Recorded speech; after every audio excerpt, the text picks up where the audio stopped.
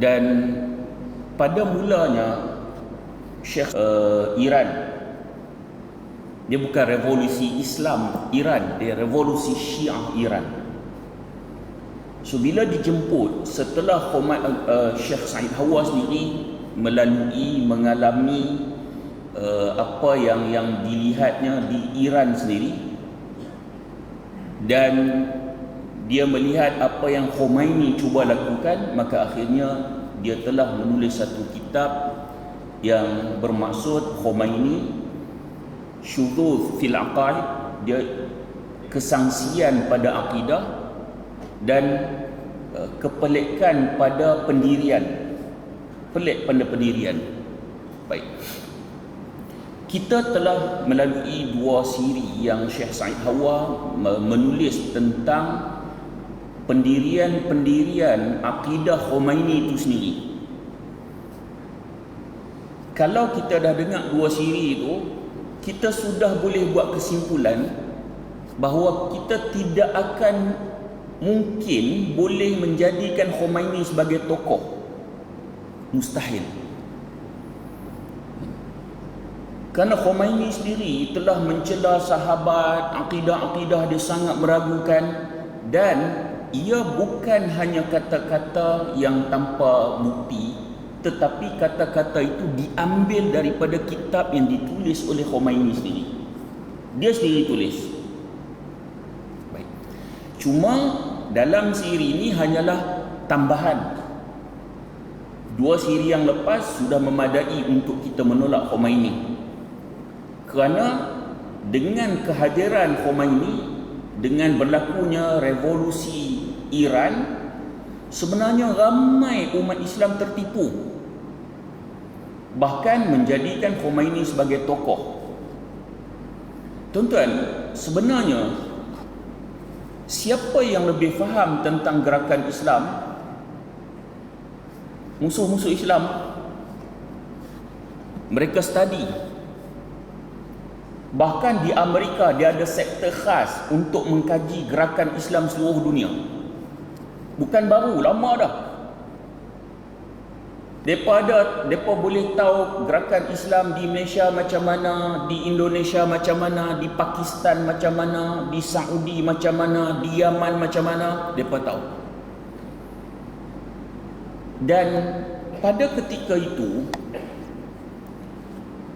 sebelum Khomeini ini diprogramkan untuk nak melakukan revolusi, kebangkitan Islam seolah-olah sudah tidak mampu dielak lagi. Masa tu umat Islam dah mula bangkit. Dan arus kebangkitan ini seolah-olah tidak tertahan lagi. Dan mereka terpaksa akur bahawa kebangkitan ini akan membahayakan kedudukan pok-pok kufar sendiri. Jadi apa yang perlu mereka lakukan ialah perlu wujudkan satu kelompok yang mereka sendiri merancang, dan kelompok ini akhirnya akan melemahkan gerakan Islam seluruh dunia. Lalu datanglah Khomeini, dan Khomeini sendiri telah kalau kita tengok sejarah dia, kita akan melihat bahawa dia sendiri telah diprogramkan oleh puak kufar untuk datang di dalam dunia umat Islam, dan akhirnya dunia umat Islam keliru manakah Islam yang sebenar. Pandangan-pandangan ulama sebelum kedatangan Khomeini, ulama-ulama ahli sunnah jamaah terhadap Syiah sangatlah jelas. Apabila Khomeini datang melakukan revolusi Iran, tiba-tiba pandangan sebahagian ulama Islam menjadi lembut pula dengan Syiah. Apatah lagi idea Khomeini sendiri untuk Khomeini buat takrib, kononnya mendekatkan Sunni dengan Syiah. Dan agenda takrib inilah akhirnya umat Islam terperangkap dengan menganggap bahawa Khomeini ini dia bukan macam Syiah yang lain. Ni Syiah bagusnya, Syiah nak satukan umat Islam. Namun Syekh Said Hawa sedang benda ni. Dia tulis kitab. Syekh Said Hawa dalam bahagian kedua, dia telah letakkan tentang bagaimana Syiah ni sanggup bersekongkol dengan pengkhianat-pengkhianat umat pengkhianat-pengkhianat semata-mata untuk nak berkuasa. Dalam sejarah Syiah sanggup bersekongkol dengan pengkhianat semata-mata untuk mendapatkan kuasa. Mereka pernah bersekongkol dengan Mongol. Mereka pernah bersekongkol dengan tentera salib. Mereka pernah bersekongkol dengan penjajah Portugal umpamanya ataupun Portugis umpamanya. Sejarah telah membuktikan Syiah sanggup bersekongkol dengan pengkhianat semata-mata untuk mendapat kuasa, dan kuasa itu diambil daripada umat Islam Sunni. Baik. Kalau kita tengok dalam sejarah, bila Syiah dia dapat kuasa, dia akan merosakkan umat Islam. Kalau kita tak tengok sejarah dulu pun, kalau kita tengok sejarah sekarang, dah boleh nampak. Kita tengok di Syria. Syria ni, Syiah di Syria campur semua. Dia yang asas Syiah di Syria ni adalah Nusairiyah, Syiah Nusairiyah, ataupun dikenali juga sebagai Alawiyah. Ada sedikit Imamiyah, ada Ismailiyah, campur Druz, campur semua tu tak sampai 15%. Tetapi apabila mereka berkuasa, mereka memegang tampuk kekuasaan. Tuan-tuan tengok apa berlaku di Syria.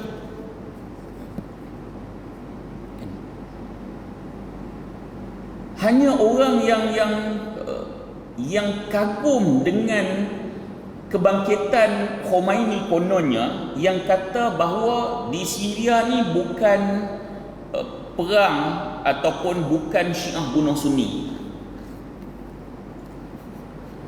Tuan-tuan, saya sebut benda ni sebab saya terlibat sendiri dengan bantuan pada umat Islam di Syria. So kelompok-kelompok umat Islam di Syria ni kita temui, sama ada pelarian Syria, rakyat yang masih ada di dalam Syria. Kita juga jumpa NGO yang banyak menguruskan isu Syria. Kita juga bercakap dengan pihak berkuasa Turki.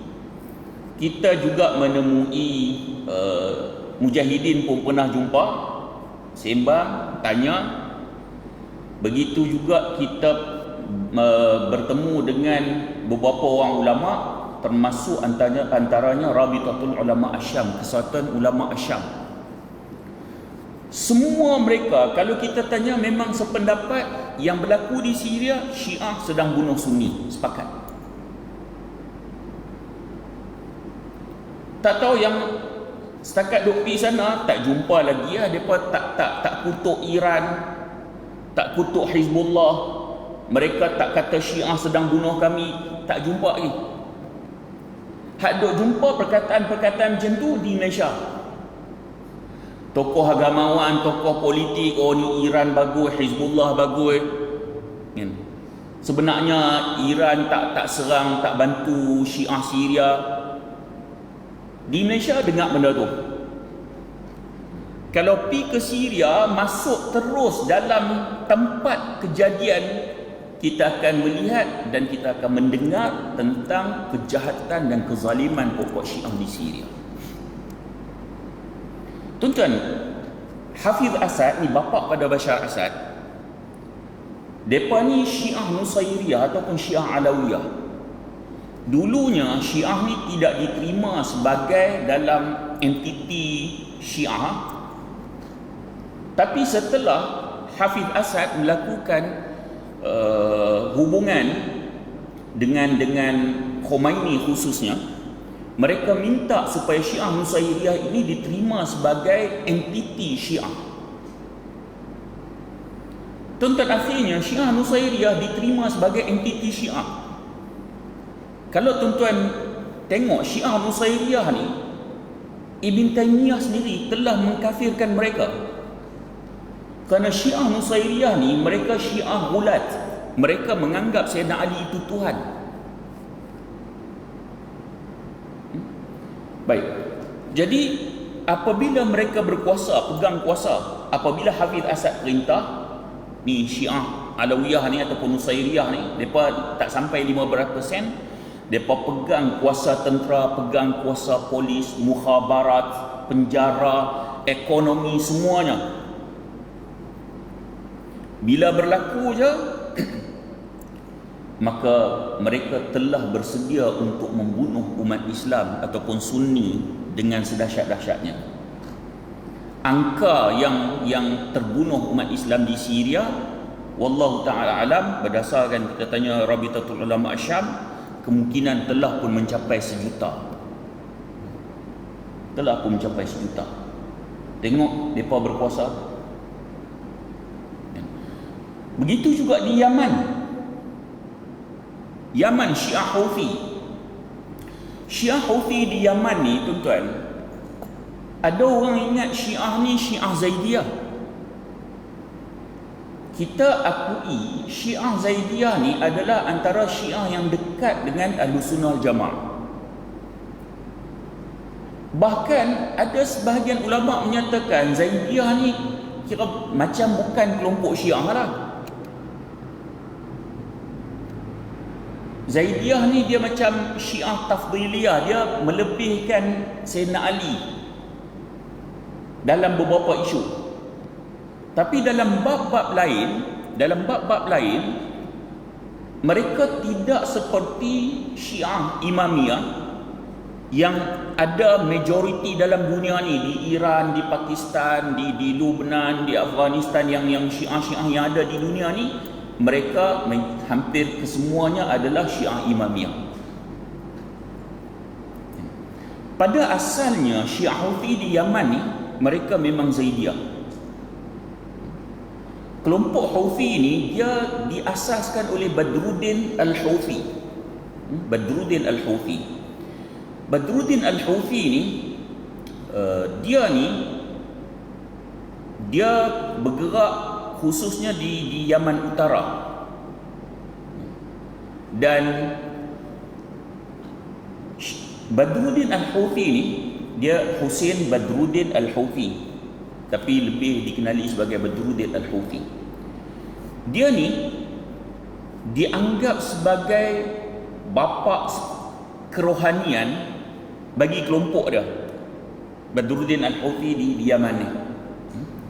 Ni dalam lingkungan sekte Syiah Zaidiyah. Dan kemudian selain Badruddin Al-Houthi ni, ada tokoh lain, nama dia Hussein Badruddin Al-Houthi. Dia ni kira anak sulung Badruddin Al-Houthi, juga menjadi tokoh dalam kelompok Syiah Houthiyah di Yaman.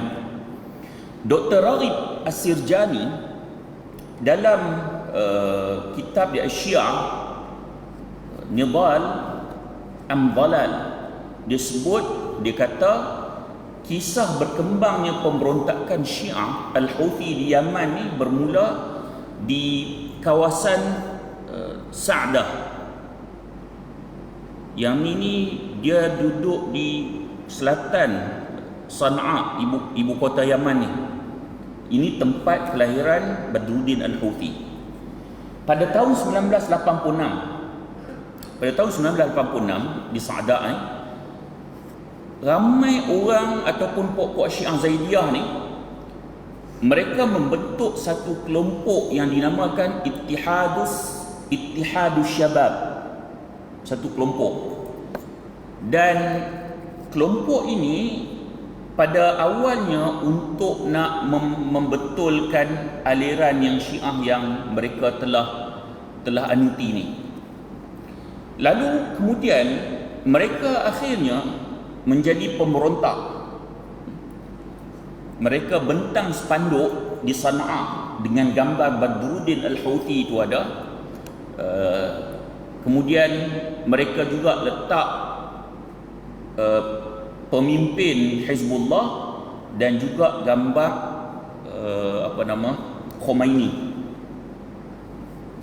Maknanya ketika itu semangat Khomeini ni bila dia melakukan revolusi ni, dia suruh sebarkan idea revolusi ni di negara masing-masing. Jadi Badruddin Al-Houthi ni terkesan. Sebab tu dengan idea ni dia nak melakukan pemberontakan. Walaupun pada asalnya mereka adalah Syiah Zaidiyah, tapi kelompok ataupun tokoh utama mereka boh gambar Khomeini, boh gambar Hasan Nasrallah yang Hizbullah di Lebanon tu. Baik. Kemudian pada tahun 1990, Persatuan ataupun Wahdah Yamaniyah, kesatuan Yaman dan Ittihadus Syabab, dia berubah menjadi Hizbul Haq, dan Husin Badruddin Al-Houthi ini dipilih menjadi sebagai Majlis Perwakilan pada tahun 1993. Kemudian bila dah ada Ittihadus Syabab, kemudian menjadi Hizbul Haq, bunyi macam Hizbullah gak, dia ambil sempena nama macam tu. Lalu Badruddin Al-Houthi ni dia ada konfrontasi dengan ulama-ulama Syiah Zaidiyah di Yaman. Badruddin Al-Houthi ni dia telah menolak banyak fatwa-fatwa Syiah Zaidiyah ni. Dia melawan. Dan pada ketika itu dia telah mula cenderung kepada Syiah Ithna Asyariyah, seperti mana Syiahnya Hasan Nasrallah tak kambuh. Sebab kelompok Syiah Zaidiyah ni dia kelompok lain. Baik. Kemudian apabila berlaku konfrontasi itu, akhirnya dia ni tidak boleh diterima. Dia rasa dia terpinggir dan dia dijemput. Dia lari ke Iran dan sebahagian penganalisis menyatakan dia dijemput ke Iran, dipanggil ke Iran untuk dibentuk pemikiran dia semula. Lalu bila dia pergi ke Iran, dia telah mengubah pemikiran dia daripada yang dulu Zaidiyah, kemudian dia berkonfrontasi dengan ulama Zaidiyah dan dia akhirnya menjadi Syiah Ithna Asyariyah totok. Syiah Imamiyah macam mana Khomeini, macam mana ada di Iran tu. Pun sampailah dia lulus PhD, dia dapat PhD. Dan dia juga pernah beberapa kali daripada Tehran pergi ke Lebanon dan mengunjungi Hizbullah. Dia kelompok yang lebih kurang sama, pergi ke Lebanon untuk mempelajari selok-belok daripada Hizbullah, bagaimana gerakan Hizbullah ini dibentuk di Yaman, di Lebanon. Baik. Bila dia balik pada Iran, maka pengaruh pemikiran revolusi Khomeini ini dibawa ke Yaman. Dan dia kembali ke Saada balik untuk nak pegang kepada Syiah Imamiyah tu. Baik. Kemudian kebanyakan ceramah dia agresif, nak bentuk sebuah negara macam mana yang Khomeini bentuk tu, agresif. Tuan-tuan, masa tu memang bukan Badruddin Al-Houthi ni di Yaman je. Ketika itu siapa saja yang terpengaruh dengan Khomeini ni memang kira dia jadi agresif, nak bina kononnya sebuah negara Islam. Masa tu bukan saja di sana tuan-tuan, hak terpengaruh dengan Khomeini ni, ideologi tu sampai bawa kalau kat Malaysia pun ada tak? Duk mengkafirkan orang, kenduri tak makan. Kan? Ni nak bina negara Islam ni, tak mau negara Islam, kafir, agresif. Dan pemikiran ini jauh lebih dahsyat apa yang Badruddin Al-Houthi bawa ke Yaman. Kerana Badruddin Al-Houthi ini dia tidak sekadar ceramah untuk nak mewujudkan sebuah negara melalui politik saja. Tidak seperti mana di kebanyakan negara umat Islam yang terpengaruh Sunni ni. Sunni terpengaruh dengan Khomeini, mereka buat revolusi dari sudut politik. Tapi ada di sebahagian tempat, contoh macam Lubnan, Hizbullah tadi ni, kemudian Yaman, dia tidak hanya politik, bahkan bersenjata. Sebab tu dia belajar kepada Hizbullah, kan? Hizbullah. Baik, kemudian dia juga telah membuat pasukan bersenjata dia sendiri. Dia perlu ada pasukan bersenjata. Idea dia sama macam idea Iran lah, Khomeini. Kononnya dimusuhi oleh Amerika, padahal Amerika tak musuh dia pun. So idea yang sama, Badruddin Houthi balik ke Yaman, dia guna idea tu. Dia kata Amerika memusuhi dia, dia perlu mewujudkan sebuah pasukan bersenjata. Dan di Yaman ketika itu dia memimpin pemberontakan pertama kali melawan pemerintah rasmi Yaman. Dan dia terbunuh pada tahun 2004. Masa tu dia umur dia lebih kurang 46 tahun. 2004 dia terbunuh. Dan kalau kita tengok Badruddin Al-Houthi ini, dia bila berlaku di Yaman ni, pemberontak Houthi ni dia ada senjata canggih, ada peluru pandu, pernah nak tembak ke Madinah, tapi tentera Saudi berjaya memintas. Tuan-tuan, mana ada pemberontak yang boleh ada peluru? Ni Syiah Houthi ni dibantu oleh Iran. Baik. Jadi bila berlaku perang di Yaman, ramai orang kata ni, saya bukan nak membela Saudi, saya pun boleh tak bersetuju dengan beberapa tindakan Saudi mungkin. Tetapi untuk nak membela Syiah Houthi tak mungkin sekali. Mereka telah mengebom, tuan-tuan. Mereka bom pusat masjid, bom madrasah, bom universiti umat Islam Sunni ni. Ni Syiah Houthi ni. Sebelum Saudi mengambil tindakan tu, kira kekejaman Syiah Houthi ni dah membunuh Sunni pada ketika itu. Sebab tu dalam sejarah sendiri, sama ada sejarah dulu atau sejarah moden, apabila Syiah mula mendapat kuasa, mereka mula untuk membunuh umat Islam Sunni. Tetapi apabila Sunni berkuasa, Syiah tak dibunuh. Syiah tak dibunuh. Syiah boleh hidup aman.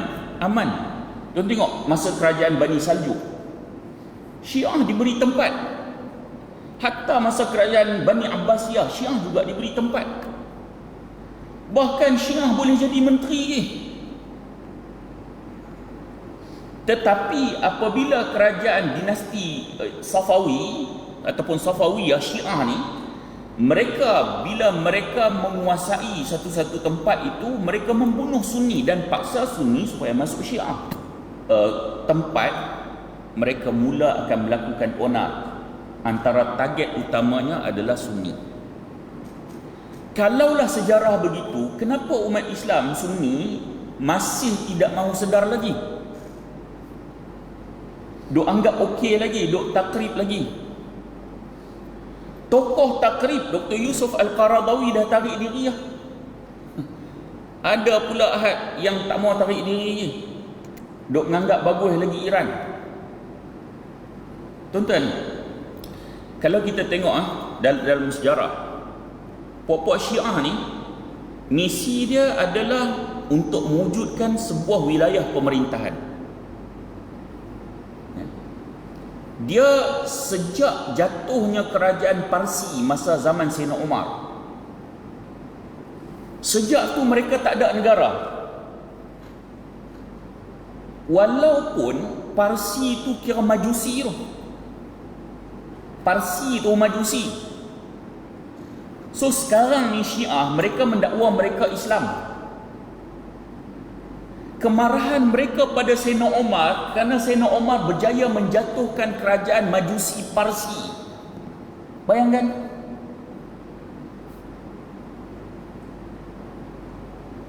Tuan-tuan, sebab tu agenda mereka yang duk kata nak bela Palestin tu semua bohong lah.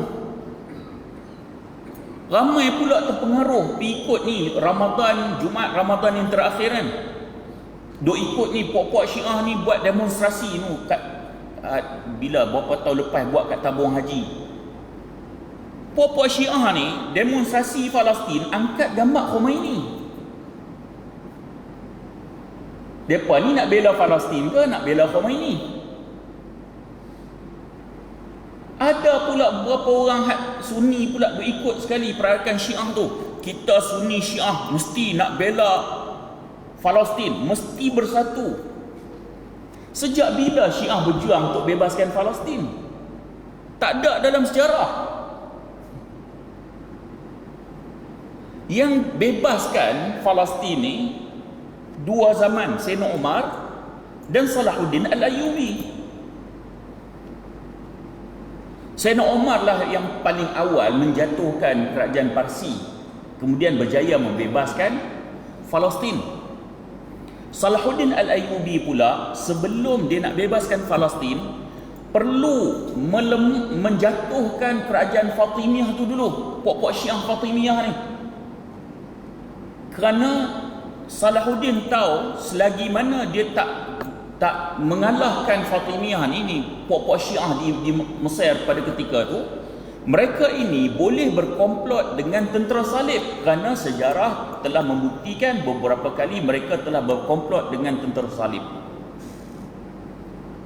Jadi jangan sampai nanti tentera Salahuddin nak bebaskan Palestin, nak lawan dengan tentera salib, di belakang ditikam oleh puak-puak Syiah. Bahkan kalau kita tengok Khomeini sendiri, apa usaha dia untuk nak bebaskan Palestin? Bahkan bantuan pada Hamas pun bersyarat. Iran tak bagi bantuan kosong, tuan-tuan. Iran bagi bantuan bersyarat. Bahkan bantuan yang diberikan pada Palestin apalah sangat. Di Syria tuan-tuan, puluhan ribu tentera Iran hantar untuk bantu rejim Syiah Bashar Assad. Senjata-senjata canggih dibawa daripada Iran pergi ke Syria untuk bantu rejim Syiah Bashar Assad. Kat Hamas hang bantu apa? Adalah bantu sikit, nak tunjuk konon-kononnya bantu. Tapi bantuan yang diberikan pada Hamas, kalau kita tengok tuan-tuan, jauh beza dengan bantuan yang telah mereka berikan kepada tentera rejim Syiah Bashar Assad ataupun kepada Hizbullah sendiri. Jauh beza. Ataupun kepada Yaman, Syiah Houthi sendiri. Jauh beza. Ini menunjukkan kecenderungan mereka. Sebenarnya mereka nak bantu betul-betul ke tak? Kerajaan Safawi didirikan, dia kerajaan Safawi ni di Iran lah. Iran tu dulu negara Sunni. Sayyidina Umar bebaskan daripada Majusi Iran Majusi Parsi tu. Akhirnya ramai yang masuk Islam dan mereka Sunni. Mereka Sunni Iran yang sekarang ni adalah Iran, mereka membina Daulah Safawiyah. Dan Daulah Safawiyah ni didirikan, mereka ni adalah Syiah Ithna Asyariyah macam mana Syiah Iran sekarang ni. Syiah ataupun dinasti Safawiyah ni, dia pada tahun 907 Hijriah bersamaan dengan 1502 Masihi. Dan dalam sejarah menunjukkan dinasti Safawi Syiah ni melakukan kezaliman yang sangat dahsyat kepada Sunni. Ismail Shah As-Safawi ni pengasas dia, mereka menubuhkan Daulah Safawiyah di Iran. Dan dia juga telah mewajibkan semua orang di sana untuk menganut agama Syiah.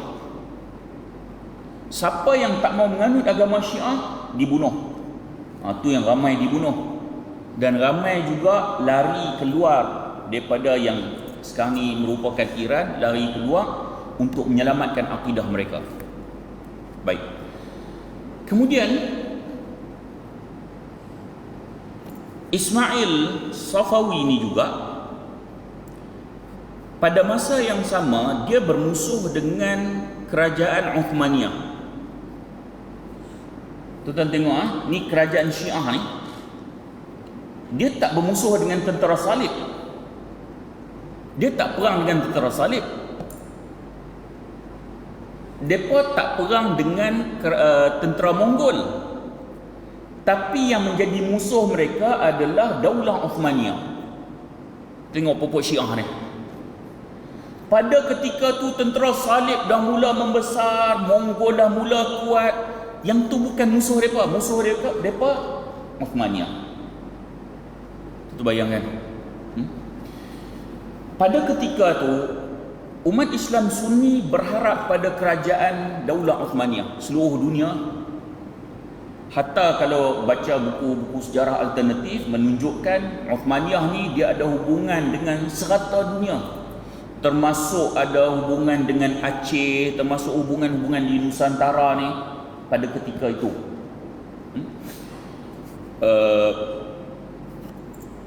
Ketegangan berlaku antara Uthmaniyah dan Daulah Safawiyah. Dan pada ketika itu, tuan-tuan, mereka telah menghantar pengkhianat-pengkhianat masuk ke dalam Daulah Uthmaniyah, hatta sampai ke istana. Jadi mata-mata untuk memberi report kepada dinasti Safawiyah Syiah ni. Baik. Bahkan pada satu ketika masa Portugis dia nak merencana untuk menyerang Madinah, dan begitu juga Portugis juga pernah merencanakan untuk dia nak menggali makam Rasulullah. Syiah Safawiyah juga pernah membantu Portugis. Baik. Akhirnya bila mereka bermusuh dengan Daulah Uthmaniyah pada tahun 1514 Masihi, Daulah Uthmaniyah, maksudnya pada ketika itu bila kalah, Turki Uthmaniyah ni dapat menguasai Daulah Safawiyah. Apa yang saya sebut ni saya ambil daripada tulisan Dr. Raghib As-Sirjani. Dia tulis dia tulis satu tajuk Daulah Syiah qatalat milyun Sunni. Negara Syiah telah membunuh jutaan umat Islam Sunni. Baik. Antara dalam sejarah lagi ialah Nasruddin At-Tusi. Yang ni masa Daulah Abbasiyah. Nasruddin At-Tusi ni nama terkenal ni. Dia ni menteri dalam kerajaan Sunni Abbasiyah. Tapi bila buat baik dengan Syiah, silap. Nasruddin At-Tusi ni dia telah membantu Hulagu Khan untuk ketika menyerang Baghdad. Dia selama ni dia bagi maklumat pada Hulagu Khan. Dia bagi maklumat. Saya tengok Turki sekarang ni, semenjak Erdogan perintah ni, dia buat macam ada Uthman. Ertugrul tu bapa pada Uthman. Uthman tu yang mengasaskan kerajaan Uthmaniyah. Dia juga buat drama bersiri episod ni tentang Saljuk Agung. Kalau tuan-tuan tengok, sebab mereka buat drama Bagus Turki ni dia cuba gambarkan semula betapa setiap dalam kerajaan umat Islam ni pengkhianat-pengkhianat Syiah telah masuk.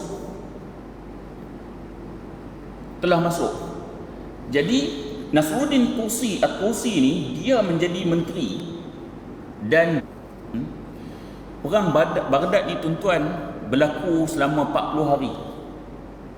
40 hari sebelum pintu kota Baghdad itu dibuka, dan kemudian Mongol telah masuk. Begitu juga dalam sejarah, di samping Khalifah Daulah Abbasiyah, dan dia juga yang telah membantu Mongol. Imam Ibnu Kathir telah menyatakan hampir 1 juta yang telah terbunuh apabila Mongol menyerang Baghdad. 1 juta umat Islam mati ni hasil daripada pengkhianatan siapa? Menteri Syiah ni. Untuk Mongol nak mengalahkan Baghdad. Jahat tak jahat pokok ni? Baik. Kemudian setelah Mongol dia dapat kuasai Baghdad, Mongol dia telah memberikan 2 orang ni, Muhammad bin Al-Qami dengan Nasruddin At-Tusi ni, jadi gubernur. Sebagai balasan mereka telah membantu Mongol untuk menjatuhkan kerajaan Daulah Abbasiyah di Baghdad. Persoalan dia, Nasruddin At-Tusi dan Muhammad ibn Al-Qami ni yang telah membantu Mongol untuk menjatuhkan Baghdad dan 1 juta terbunuh, bagi tuan-tuan Nasruddin At-Tusi dan Muhammad ibn Al-Qami ni jahat ke tak? Jahat tak? Jahat lah. Kerana pengkhianatan dia membantu hulaguhan Mongol, tuan-tuan, 1 juta umat disebut ni dalam kitab yang paling masyhur dia, Al-Hukumah Al-Islamiyah, yang Khomeini kan. Khomeini kata sekian orang akan merasa kerugian atas kehilangan Al-Khawajah, Nasruddin At-Tusi dan selainnya dari mereka yang telah menyumbangkan khidmat yang agung buat Islam. Dalam kitab Al-Hukumah Al-Islamiyah ni, Khomeini memuji Nasruddin At-Tusi dan selainnya yang telah membantu Islam, katanya, sedangkan inilah orang yang telah mengkhianati umat Islam sehingga 1 juta terbunuh. Khomeini puji dia.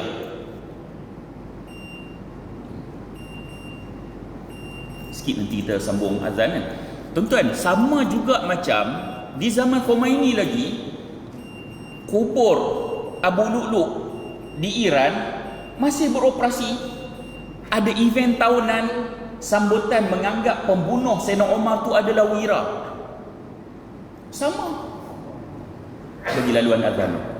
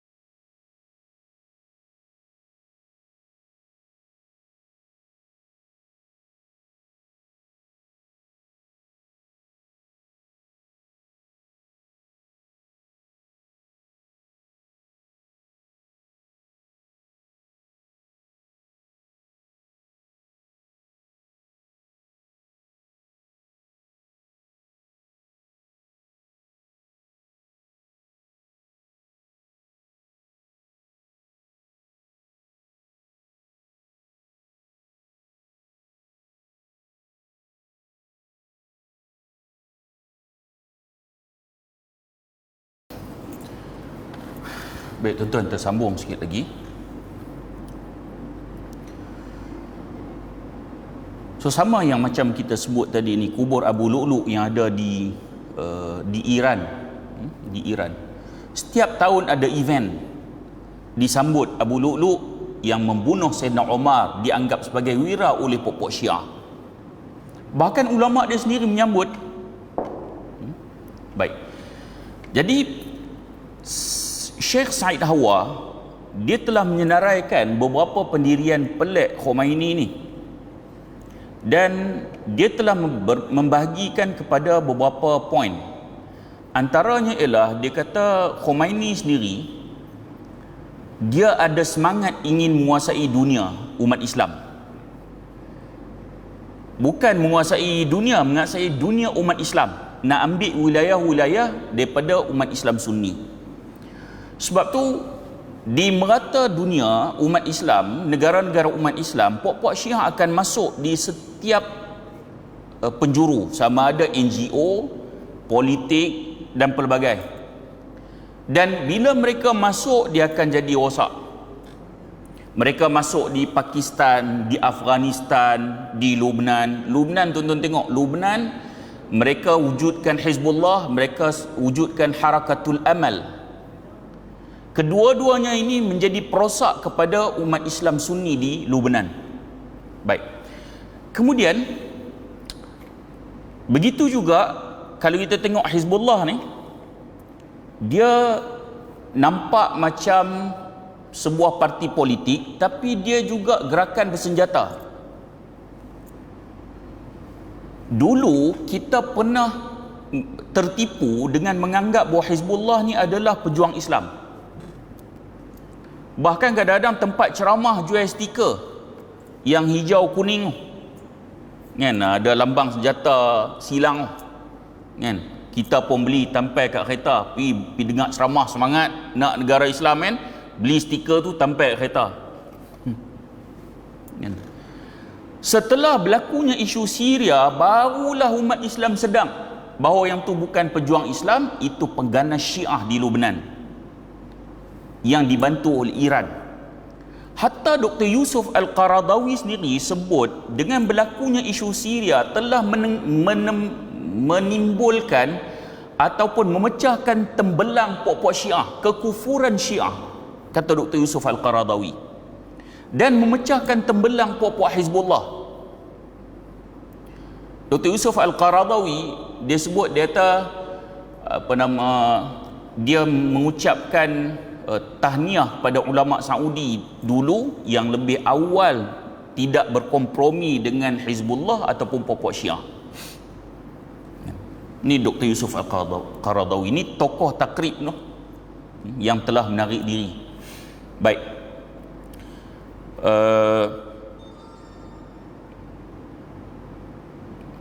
Kalau kita tengok apa yang berlaku di Lubnan, puak-puak Syiah juga terlibat di dalam berkomplot untuk membunuh umat Islam Sunni, khususnya pelarian Palestin pada tahun 1982 umpamanya.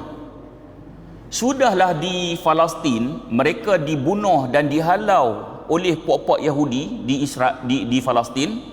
Bila dihalau oleh tentera Yahudi, lari ke Lubnan. Lubnan pula terpaksa berhadapan dengan puak-puak Syiah di Lubnan. Dan puak-puak Syiah ni dia banyak di belakang tabir. Mereka telah membantu gerakan-gerakan salib untuk membunuh umat. Begitu juga di Lubnan. Tuan-tuan, sementara saya ingat, sebab ada orang, ada tokoh lah di Malaysia ni, dia kata sebenarnya Israel ni tak mau Bashar Assad jatuh kan? Israel dia tak mau Bashar Assad jatuh.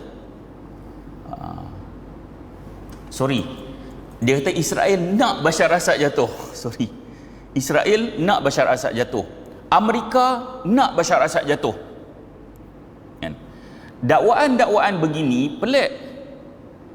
Sebab dia kata kerajaan Assad inilah yang banyak membantu gerakan Palestin, umat Islam Palestin.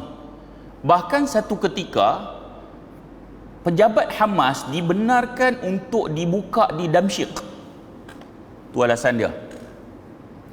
Tuan-tuan, pertama sekali, kalau alasan pejabat boleh dibuka di Damsyik, itu bukan menjadi petunjuk bahawa mereka memperjuangkan isu Palestin dan membantu Hamas.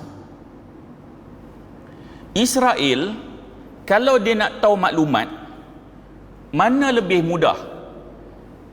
Hamas duduk di negara yang disukar untuk kontrol ataupun di negara yang mudah untuk dikontrol? Dah tentu negara yang dia mudah untuk kontrol.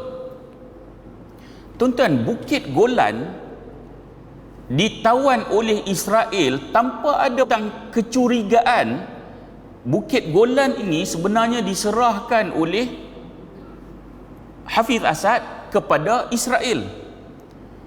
Bahkan setiap hari kemerdekaan depa Hafiz Asad dan Bashar Asad duk sebut nak ambil Bukit Golan, nak ambil Bukit Golan, tapi dilihat tidak ada usaha yang bersungguh untuk nak membebaskan Bukit Golan yang ditawan oleh Israel.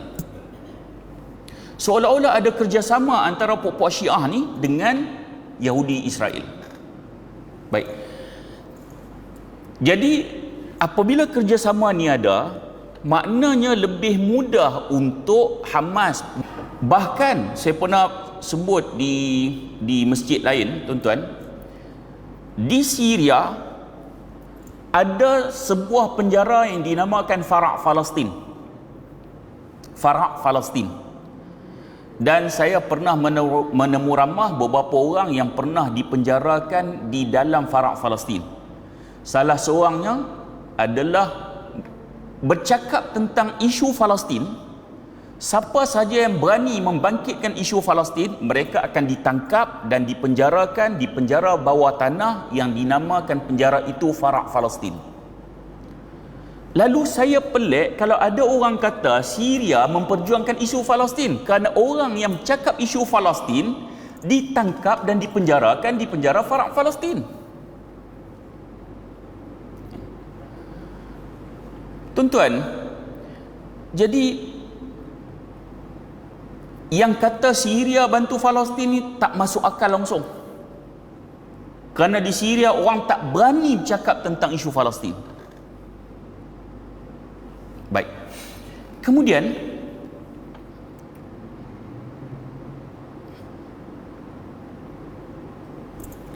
catatan yang paling hitam pernah berlaku, kalau kita tengok sangat banyak sejarah antara sejarah Syiah bunuh Sunni ni banyak kalau nak tengok sejarah hitam dia. Baik, Syekh Said Awwah juga dia sebut tentang betapa Khomeini juga dia ada strategi pakatan jahat dengan musuh-musuh Islam untuk nak membina wilayah di kalangan umat Islam Sunni. Mereka sanggup berkomplot dengan musuh-musuh Islam. Sebagaimana sejarah dinasti Safawi Syiah, sejarah Syiah Fatimiyah ataupun dinasti Fatimiyah Syiah di Mesir, sejarah membuktikan mereka sanggup berkomplot dengan puak-puak kufar untuk memusnahkan umat Islam Sunni, dan sejarah itu kata Syekh Said Awwah telah diulangi oleh Khomeini. Sebab tu kalau tuan-tuan tengok Khomeini ni, dia banyak berhubung dengan Rusia. Ni secara terang-terangan lah, dengan Rusia masa tu Soviet Union, USSR Soviet Union. Dan di belakang tabir mereka juga ada hubungan dengan Israel dan mereka ada hubungan dengan Amerika. Akhbar Ar-Ra'yul Am tarikh 24 April 1988, dia melaporkan penjualan senjata Israel kepada Iran di sepanjang tahun 1980 hingga 1987, perang Iran-Iraq. Kan? Laporan daripada Perdana Menteri Israel Shamir, kan, dia kata terhadap bantuan pada Iran ni, dia kata menjadi kewajipan kepada Israel menjaga hubungannya dengan kepimpinan ketenteraan Iran. Sesungguhnya peperangan yang berterusan melemahkan Iraq yakni musuh tradisi Israel. Peperangan itu menyebabkan lebih banyak lagi pembahagian-pembahagian negara Arab. Jadi tuan-tuan, maknanya Iran ni, di samping kita tengok kerjasama dia dengan negara-negara kufar, Soviet Union, tuan-tuan, Soviet Union yang Iran duk baik tu, pada ketika itu duk bunuh umat Islam di Afghanistan. Iran duk buat baik dengan Soviet Union, kerjasama yang sangat intim dengan Soviet Union. Ketika itu Soviet Union, tangan mereka dilumuri oleh ratusan ribu darah umat Islam di Afghanistan. Baik, di belakang tabir mereka ada hubungan dengan Israel, ada hubungan dengan Amerika. Tuan-tuan boleh, tuan-tuan mungkin sekarang ni Google pun boleh, tuan-tuan baca tentang skandal Iran Contra. Skandal Iran Contra, apabila bocor maklumat bahawa sebenarnya Amerika dan Israel terlibat di dalam penjualan senjata kepada Iran ketika perang Iran dan Iraq. Pada ketika itu slogan Khomeini apa? La syarqiyah wala gharbiyah, kan? Islamiyah. Tak ada timur, tak ada barat, yang ada Islam je. Slogan. Kan? Slogan apa? Slogan lawan Amerika. Slogan apa? Slogan lawan Israel. Tapi rupanya mereka ada hubungan dengan Israel, ada hubungan dengan Amerika. Bahkan senjata pada zaman Khomeini lagi telah dibeli daripada Israel dan begitu juga Amerika. Sebab tu sejarah ni yang Amerika duk ancam untuk serang Iran ni bukan baru. Daripada zaman Khomeini lagi. Dalam media duk nak serang Iran, nak serang Iran. Malangnya umat Islam, tuan-tuan, dia hanya kalau sebut musuh Islam, Amerika, Israel. Itu yang pelik tu. Amerika, Israel. Sedangkan musuh Islam, tuan-tuan, kalau kita tengok, mereka bersatu di dalam berhadapan dengan umat Islam. Isu Masjid Hagia Sophia, Turki. Seluruh dunia kufar menentang tindakan Turki. Seolah-olah Turki, sebuah negara Islam, berhadapan dengan negara kufar seluruh dunia. Mereka bersatu. Di Syria pun sama. Tuan-tuan tengok Amerika, Rusia dah masuk ke Syria. Kononnya Amerika dengan Rusia tak sekata. Tetapi kalau kita tengok trend yang berlaku di Syria, tuan-tuan, trend yang berlaku di Syria, Rusia duk serang umat Islam dan begitu juga pejuang-pejuang Islam di Syria. Amerika pun sama. Amerika membantu PKK, YPG, Kurdish di dalam membunuh umat Islam Syria juga. Bahkan Turki yang bersungguh-sungguh bantu umat Islam di Syria, tuan-tuan, akhirnya diancam dan dimusuhi oleh Rusia dan begitu juga Amerika.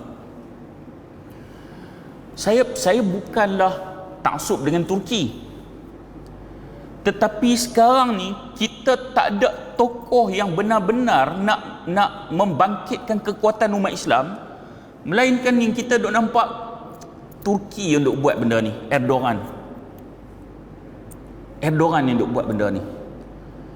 So tuan-tuan, kita nak masuk dalam senarai sejarah. Ketika Salahuddin Al-Ayyubi menyerang ataupun berperang dengan tentera salib, tahukah tuan-tuan ada kelompok-kelompok umat Islam yang juga membantu tentera salib? Ketika umat Islam berhadapan dengan Mongol, ada di kalangan umat Islam yang juga turut membantu Mongol. So kita kalau baca sejarah ni, kita tahu umat Islam apa ni. Ketika tentera Islam nak lawan dengan tentera salib, dia boleh bantu tentera salib. Kita bila baca sejarah, kita marah dengan umat Islam yang duk bantu Mongol. Tapi sekarang apabila pertembungan antara umat Islam dengan puak kufar, sekarang ni pendirian kita ada yang menyokong puak kufar dan ada yang tak kisah pun hampa nak perang ke, hampa nak apa, lantak. Anak cucu kita, cicit kita nanti akan baca sejarah. Dia tak apa puak ni. Ketika umat Islam duk berhadapan dengan puak kufar yang bersatu, tiba-tiba boleh duk sokong puak kufar. Ada satu puak lagi boleh tak kisah pula. Rupa-rupanya dua puak tu adalah kita. Sumpah seranah anak cucu kita baca sejarah kita. Sebagaimana kita menyumpah baca sejarah dulu, pandai kita kutuk hak dulu tu, kita lupa tindakan kita sekarang sama macam kita baca sejarah hak umat Islam dulu yang membantu Mongol, yang menyokong tentera salib, sama. Tuan-tuan, Iraq, Amerika dengan 28 gerombolan negara yang menyerang bumi umat Islam Iraq. Tidakkah ada umat Islam yang menyokong? Sekarang ni memang kita rasa biasa, dia akan jadi sejarah. Ketika kuasa-kuasa kufar ada 28 buah negara menyerang umat Islam di Iraq, macam mana kita rasa Baghdad jatuh dulu, zaman moden juga ada Baghdad jatuh. Kalau dulu Mongol menyerang, 1 juta umat Islam dibunuh. Tuan-tuan baca umat Islam yang dibunuh ketika perang Teluk, lebih pada 1 juta. Hasil daripada perang Teluk pertama, perang Teluk kedua, hasil daripada kesan langsung dan kesan tak langsung lebih pada 1 juta. Umat Islam akan datang, jika dipanjangkan masa oleh Allah, akan membaca sejarah ini. So kita memilih untuk menjadi orang yang tak peduli antara pertembungan hak dan batil, ataupun nak masuk dalam kategori menyokong puak kufar, ataupun kita bersama dengan umat Islam. Kita pilih untuk masuk dalam sejarah yang akan dibaca oleh anak cucu kita. Tapi kalau kita tengok dalam sejarah, puak-puak Syiah dia akan berkomplot dengan mana-mana kuasa kufar di dalam nak menjatuhkan umat Islam. Ada lagi sebenarnya tuan-tuan, tapi saya bagi kerja rumah, tuan-tuan baca tentang skandal Iran Contra lah. Skandal Iran Contra ni tuan-tuan boleh Google dan tuan-tuan akan jumpa bagaimana pengkhianatan Iran di zaman Khomeini lagi. Mereka telah ada perjanjian ataupun berkomplot dengan Amerika di dalam pembelian senjata Amerika dan begitu juga melalui Israel. Dalam media kita duk nampak Khomeini hebat, kan? Khomeini hebat, Khomeini memusuhi Israel, Khomeini memusuhi Amerika. Belakang tabir mereka ada hubungan sulit. Sama juga yang kita duk nampak Ahmadinejad hebat dulu ni, kan? Duk nampak Ahmadinejad hebat di media. Kita duk nampak sebab media ni dia memang main peranan untuk dia nak meletakkan tokoh yang perlu umat Islam angkat. Sebab tu dulu kita akan nampak Iran, Ahmadinejad diberi promosi percuma oleh media dunia, sehingga kita nampak Ahmadinejad tu hebat. Rupa-rupanya tentera Iran juga telah membantu Amerika untuk menjatuhkan kerajaan Iraq, dan tentera Iran juga telah membantu gerombolan serangan oleh Amerika di dalam menjatuhkan Taliban di Afghanistan. Sejarah dulu dan sekarang membuktikan komplot puak-puak Syiah, pengkhianatan puak-puak Syiah di dalam nak menjatuhkan umat Islam Sunni. Itu yang disebut oleh Syekh Said Hawa tentang betapa bahayanya puak-puak Syiah ni.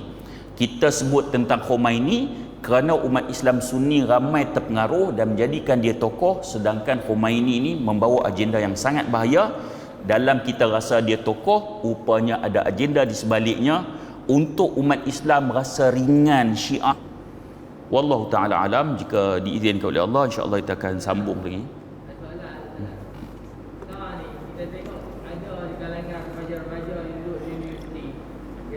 Termasuk dengan Syiah. Jadi soalan saya, bagaimana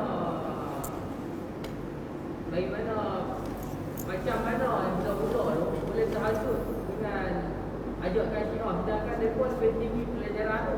Okey. Dia sebenarnya Syiah ni, pertama sekali macam inilah. Orang selalu tanya, macam mana nak kenal Syiah?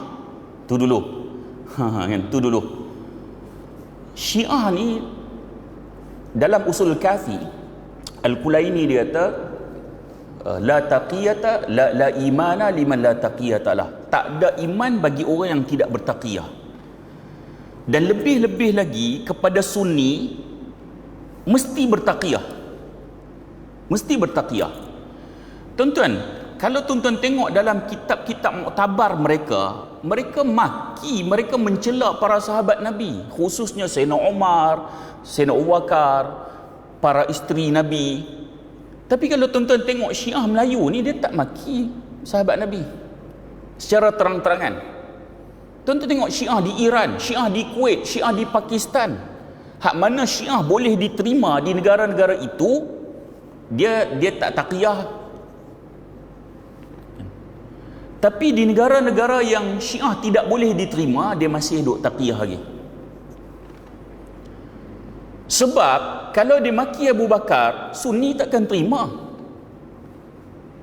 Kan? Jahat macam mana pula orang ni kira minum arak ke, tapi umat Islam lah. Kalau maki Sayyidina Abu Bakar, dia boleh marah? Dia tahan ajaran apa? Aku Syiah. Dia akan menganggap Syiah tu jahat. Tapi bagi nak mempengaruhi, sebab tu dia taqiyah dalam bab-bab ni loh. Kalau dia main semayang kita pun, dia tak bawa batu Karbala dia. Dia pergi Iran, baru ambil gambar, nampak, oh semayang sujud ke batu Karbala. Baru nampak.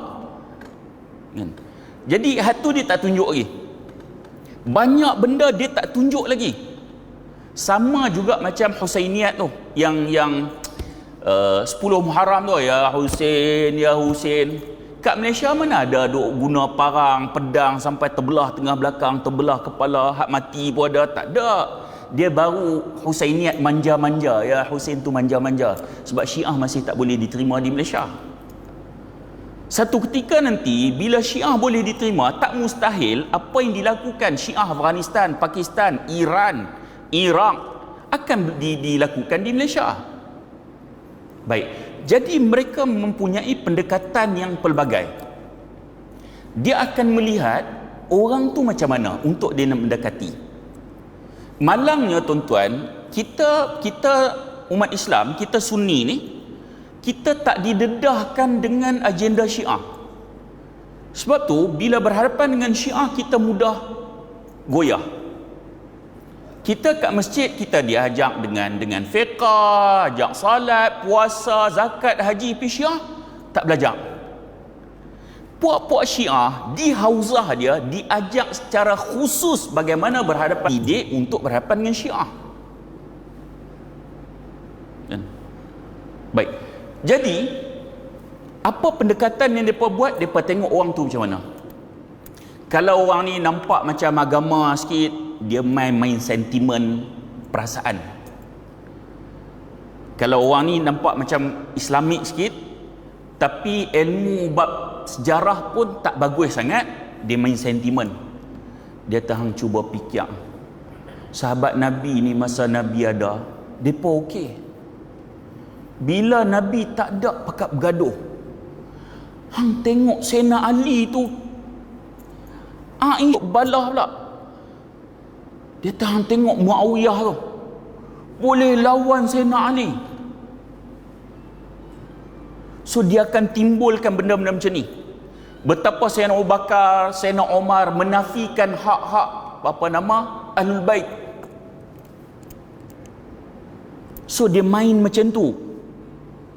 Sentimen-sentimen tu akhirnya menyebabkan kita, dia mula akhirnya dia masuk jarum sikit, alah jadi Syiah.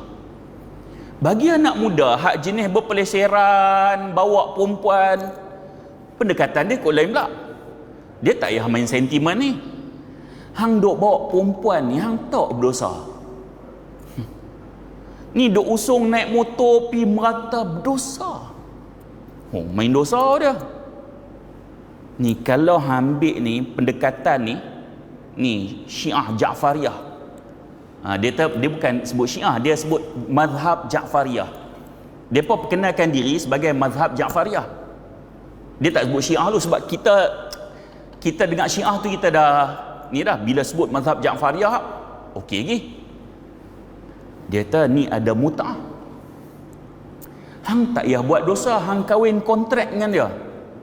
Hang nak lama mana? Hang study ni 4 tahun kahwin kontrak. Jangan kata hang nak usung naik motor, pi ke hotel pun tak berdosa. Kata betul ke? Kan, pada aku duk buat dosa usung merata, baik aku mut'ah. Ini tawaran baik. Bagi orang hak malas semayang pula, dia tengok dia ni semayang pun tak apa nak cukup waktu, dia kata hang duk 5 waktu pun tak cukup, ni mazhab Ja'fariyah ni hang boleh jamak. Tak payah susah-susah. Zuhur hang jamak ngasar, sagi maghrib jamak isyak, 3 waktu lah. Dia bagus juga ni. So maksudnya kadang-kadang tu kita rasa apalah, cerdik pun boleh tertipu. Maksudnya mereka akan mendekati dengan pendekatan berdasarkan orang tu. Sebab tu saya kata mengenali Syiah ni sangat penting. Kerana dengan mengenali mereka, agenda mereka, strategi mereka akan menjadi benteng kita untuk berhadapan dengan mereka.